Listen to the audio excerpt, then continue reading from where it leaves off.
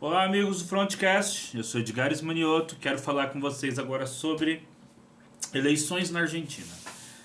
Bom, ontem, inclusive aqui no canal, nós colocamos um vídeo sobre o Javier Milei, que era a grande interrogação dessas eleições na Argentina, certo?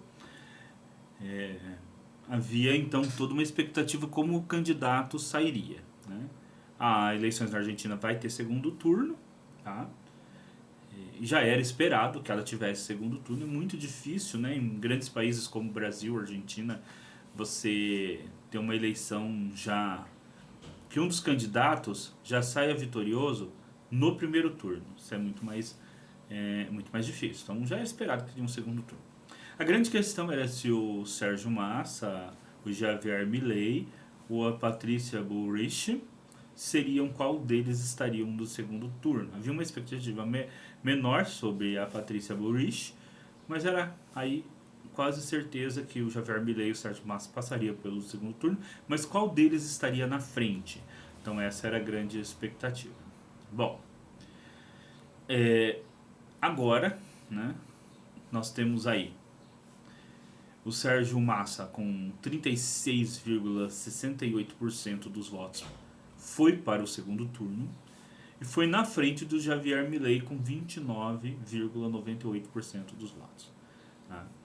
Então, ou seja, né, um aí atingiu quase 37% dos votos, outro 30, né, quase 30 arredondando aí. Então você tem uma diferença de 7 pontos percentuais no voto, nos votos deles. Bom, e aí agora nós temos a expectativa para um segundo turno.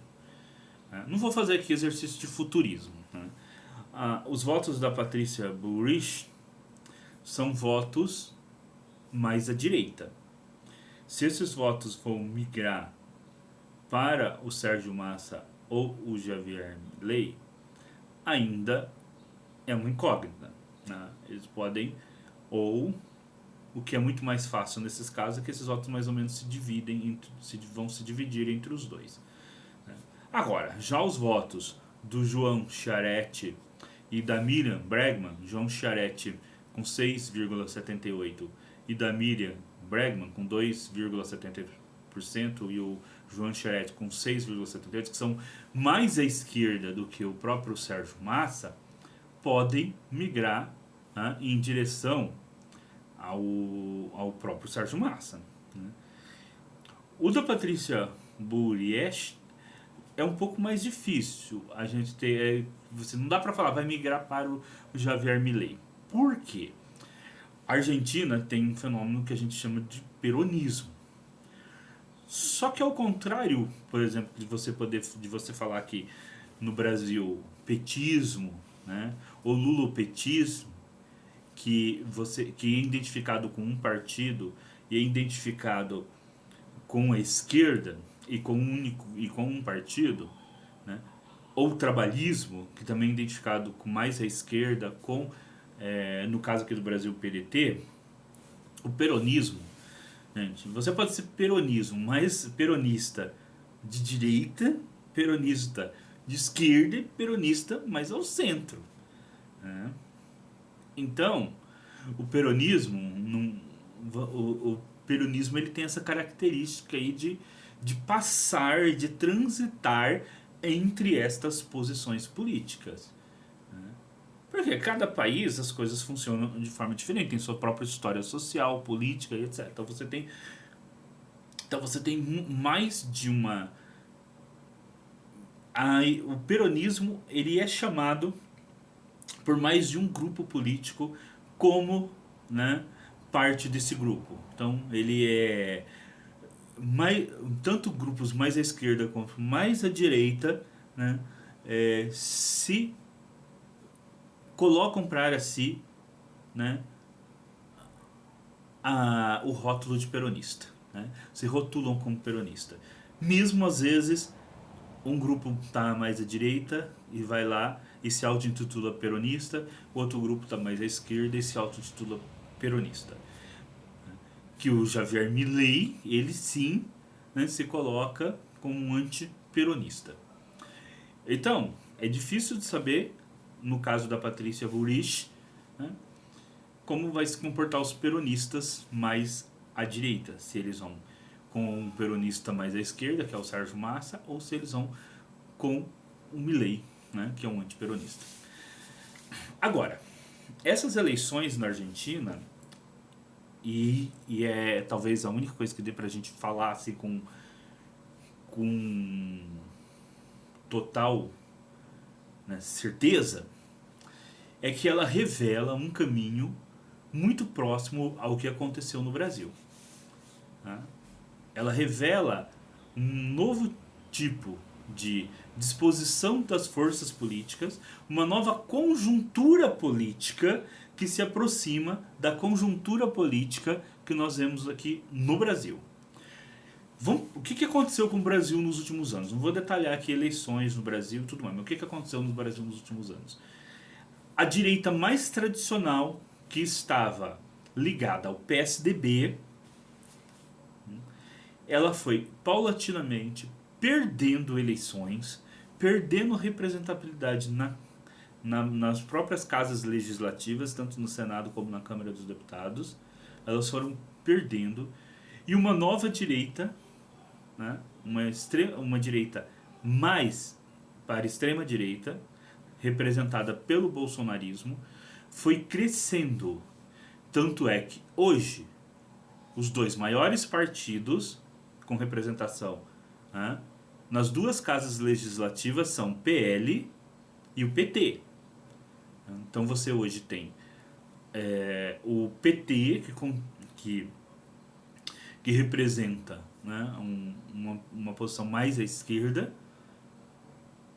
mais à centro-esquerda, e na extrema direita você tem aí o PL, né, de Jair Bolsonaro, e o PT de Lula. Ora, aquela esquerda mais... Aquela esquerda não, aquela direita, né, mais ao centro, que era o PSDB, esta direita perdeu espaço. Existe hoje um movimento, principalmente em torno do governador do Rio Grande do Sul, Eduardo Leite, que está fazendo aí vários eventos envolvendo o PSDB, numa tentativa de trazer o PSDB de novo para a batalha política. Mas o PSDB hoje é um partido, não é mais um grande partido, não está mais no rol dos grandes partidos, ele é um partido médio, mas que ainda pensa como um partido grande. Né? E o PL está aprendendo aí a não ser o partido médio, talvez a pensar como um partido grande. E a pensar como um partido grande. Porque hoje o PL é um partido grande. Né? Como outros partidos, como o PMDB, né? O União e o PT. Né? Que é um partido grande que sempre pensou como um partido grande. Né? Desde que se tornou a maior força política da esquerda, o PT sempre pensou como um partido grande.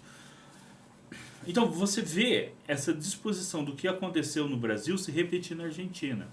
Independente se o Javier Milei ganhar a eleição para presidente ou não, ele desponta ali como uma figura política, né, da extrema direita a enfrentar a esquerda peronista e kirchnerizista do Sérgio Massa. Na eventualidade, vamos supor que o Sérgio Massa vença. Vamos colocar lá, o Sérgio Massa venceu. Isso significa o fim do Javier Milei? Não. Né? O partido dele sai com uma votação muito boa, né? E aí depois a gente vai precisar gravar um outro vídeo, assim que sair todos os resultados, analisando a disposição das casas legislativas na Argentina. Mas ele sai como uma figura que ganha projeção nacional e ganha projeção política. E se ele continuar disputando as eleições e se afigurar essa divisão entre a extrema-direita argentina de um lado crescendo e a esquerda peronista e kirchnerista do outro, você vai chegar numa estrutura aí de enfrentamento político que é semelhante à que tem no Brasil. Então, esta é a conjuntura política que nós veremos na Argentina. E o centro, e aquela direita mais tradicional, representada pela Patrícia Bullrich, assim como uma direita mais tradicional representada pelo PSDB aqui no Brasil, ela pode tender ao encolhimento. Ela pode tender ao encolhimento, como vem acontecendo aqui no Brasil, né? Mas aqui no Brasil você tem um outro fator, né, em torno dessa direita tradicional, que apesar dela ter perdido dela ter perdido a capacidade ali de apresentar um candidato a presidente, como sempre foi o PSDB que apresentou esse grande candidato, até, né, as eleições retrasadas, quando o Alckmin, que foi esse candidato, ficou muito, mas muito atrás do novo candidato da extrema-direita, que era o Jair Bolsonaro. Até isso acontecer, né, essa direita, ela se colocava ali, né? Era sempre o candidato dela contra o candidato do PT. Agora não. Agora você teve um candidato que era o novo candidato da extrema-direita. E esses candidatos, eventualmente na próxima eleição, Bolsonaro não vai ser candidato, né? Mas você pode surgir, mas o candidato que surgir, tudo indica, será desta direita ligada ao bolsonarismo. Seja o governador do São Paulo aqui, Tarcísio, ou seja o governador de Minas Gerais, ou seja um outro candidato que venha a surgir nos próximos 2, 3 anos e que vai enfrentar provavelmente o PT. Eu uso ventar que provavelmente o Lula novamente. Tá? E essa disposição de forças é a mesma, mais ou menos, que a gente está vendo surgir na Argentina. Mas aí eu ia falar, então, o que eu considerava que aqui no Brasil a gente tem, assim, de uma diferença. Aqui no Brasil a gente tem o centrão, né, que é de direita, né? Se você pegar lá os partidos que formam o centrão, todos eles são de direita. Só que ele, digamos assim, ele tende a ser governista. Então, mesmo quando a esquerda chega ao governo, ele tende a ser governista. E depois nós vamos precisar voltar aqui no canal gravar mais sobre essas questões das eleições da Argentina e como vai seguir aí a política argentina. Tá? De qualquer forma, o que a gente viu com as eleições da Argentina é que muitas pessoas esperavam aí uma vitória do Javier Milei. Essa vitória não ocorreu agora no primeiro turno, né? E ao mesmo tempo parecia que o Sérgio Massa não iria conseguir se recuperar e se recuperou. Em geral, na América Latina, as esquerdas se recuperaram após uma perda grande, né, de eleições que houve na segunda década dos anos 2000. Então nós tivemos uma volta da esquerda no poder na Bolívia, por exemplo, mas nós tivemos uma volta da esquerda no poder principalmente, né, em 2 grandes países, que é o Chile, né, com o Boric, e aqui no Brasil com o Lula. E agora, se a Argentina levar o Sérgio Massa à presidência da República, você vai aí, então, fechar aí 3 grandes países da região com governos democráticos de esquerda. Tá bom? Mas isso não significa que essa extrema-direita não tenha crescido em todos, principalmente aqui no Brasil e na Argentina, ocupando um vácuo que antes era de uma direita mais tradicional. No caso do Brasil, que sempre foi representada pelo PSDB em todas as últimas eleições aí, e que agora parece que está fora que está, pelo menos por enquanto, fora da concorrência aí à presidência, com chances realmente de ganhar. né? A gente não sabe o que vai acontecer nas próximas eleições. Mas o PSDB pode ou não vir aí com o próprio Eduardo Leite, né? O Dória, que era alguém que gostaria, já pulou fora, né? E pode ser o Sérgio Leite, mas penso eu que será um candidato, aqui no Brasil no caso, né, que vá ainda trazer sobre o seu comportamento político, né, um legado bolsonarista, né? Vai trazer um legado bolsonarista ainda. Vai ser um candidato que ainda vai, né, se colocar como a continuação de um legado do bolsonarismo, mas ao mesmo tempo, e isso é sempre complicado, tentar se afastar daquilo que o bolsonarismo tem, que provavelmente esse candidato vai querer se afastar, como as questões do movimentos antidemocráticos, né, que levaram à tentativa malfadada de golpe no começo de janeiro, né, como a questão ali de coisas como a forma que foi gerida aqui no Brasil o combate à epidemia do Covid. Lá na Argentina, o Javier Milei, né, como eles ainda não foi presidente, né, mesmo e chegou agora a quase ser, ele ainda pode vir a ser o presidente, mas se ele não for eleito presidente, ele ainda vai continuar como uma grande força política para as próximas eleições argentinas, com certeza, né? Agora, e se ele for eleito, né?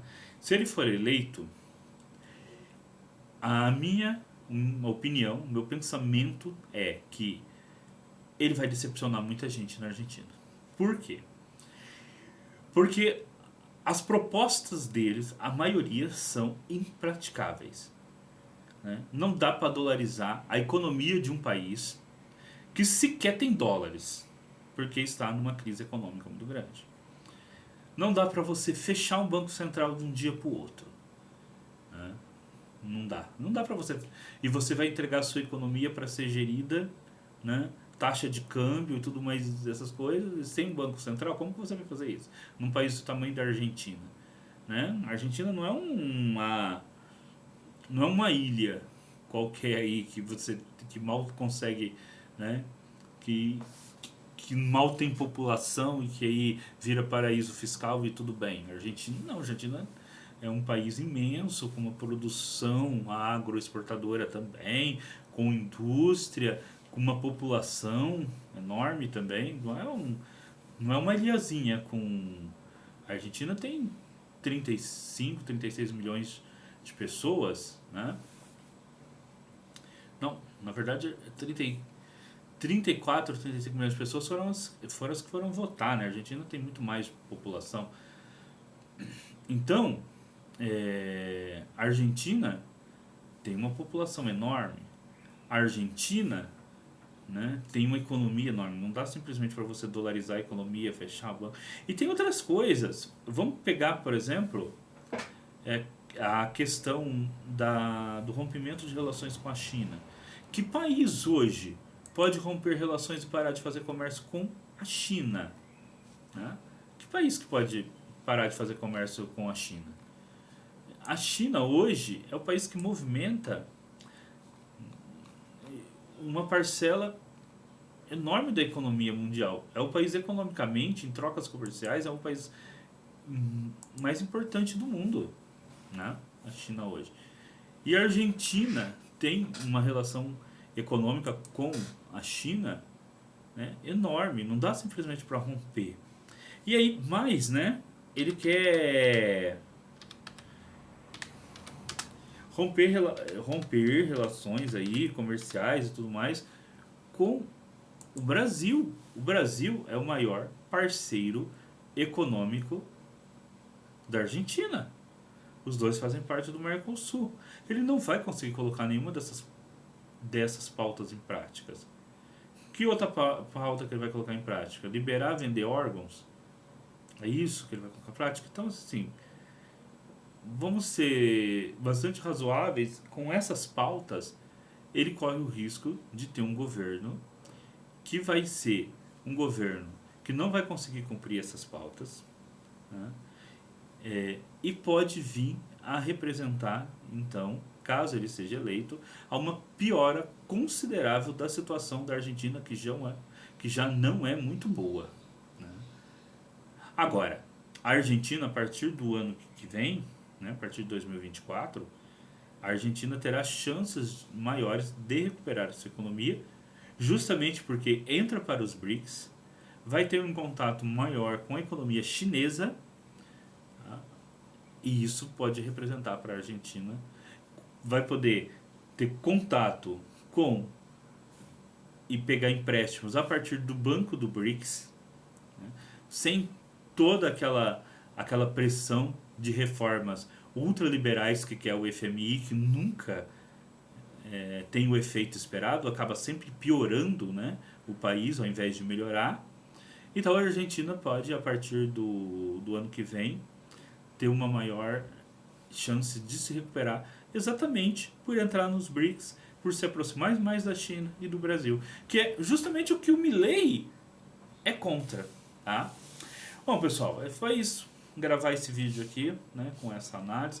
Nós vamos voltar depois, falar sobre a questão argentina, até porque nós estamos organizando aqui o canal para que possivelmente a partir dessa semana ou agora no começo de novembro a gente comece a fazer análise de conjuntura política semanal. Pretendo eu que seja numa live ao vivo, num horário que depois nós vamos colocar em uma enquete para vocês escolherem. Análise de conjuntura política, tanto política quanto geopolítica, e para a gente ficar numa live discutindo essas questões durante um tempo, com vocês enviando pergunta, a gente respondendo, tá? Porque eu acho que é interessante a gente levar o canal para o crescimento nesse sentido, tá? Só uma coisa, a população da Argentina é de 47 milhões e 400 mil pessoas. Tá bom? Desculpa aí eu ter falado. Quando eu falei o número anterior, eu estava olhando o gráfico, né, das pessoas que votam, que logicamente é muito menos do que a população total, porque as crianças não votam, né, e nem os muito idosos também não são obrigados a ir votar, tá? Mas principalmente porque não conta as crianças, né, os menores de idade, tá? Então é isso. Até o próximo vídeo. Tá? Eu já me despedi 2 vezes, né? E esse vídeo não vai ter corte, então vai ficar com 2 despedidas, mas é porque eu estava tentando me lembrar de uma coisa muito importante para falar para vocês, que é dar o like, porque é muito importante para o canal. Verifica sempre se o sininho está aí apertado. Se não tiver, aperta o sininho, porque também é muito importante para o canal que vocês apertem o sininho e recebam os novos vídeos.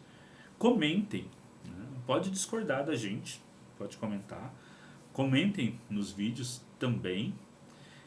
E também é importante que vocês nos ajudem a distribuir os vídeos. Então compartilhe os vídeos. Se você tem Twitter, compartilhe o vídeo no seu Twitter. Se você tem Facebook, compartilhe o vídeo no seu Facebook. Se você tem WhatsApp, compartilhe lá no WhatsApp. É importante que vocês compartilhem os nossos vídeos, tá? Até o próximo vídeo. Daqui a pouco a gente está de volta falando sobre a geopolítica e a conjuntura política. Até!